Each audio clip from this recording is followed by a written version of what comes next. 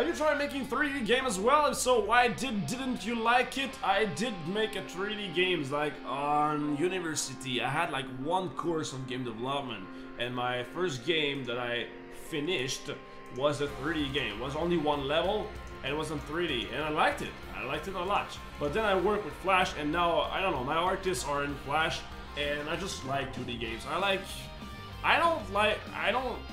I don't dislike or I don't hate 3D games. It's just like now I like 2D games a lot, and I have ideas to make 2D games for the next 3 or 4 years.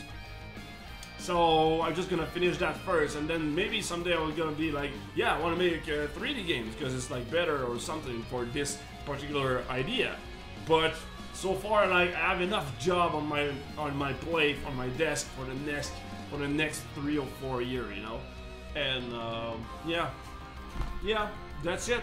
My artists also, Etienne and Mark, are really kick-ass in 2D, and they have their own signature, which is super important when you're making games.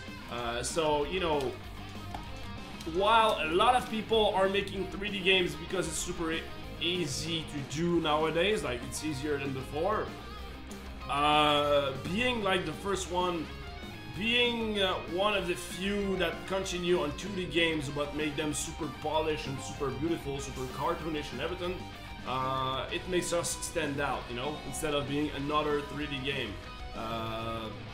It's a really bold statement what I'm saying right now, but what I'm trying to say is our signature is in 2D. We have something special, you know, we have something like cartoonesque and bloody and heavy metal and everything, so that became like our signature at Blizzard Studio. So I don't want to leave that. Making that kind of game in 3D will be difficult, you know, so we're sticking with that signature. So yeah, and we got a shit ton of ideas to do. He wasn't alone, he was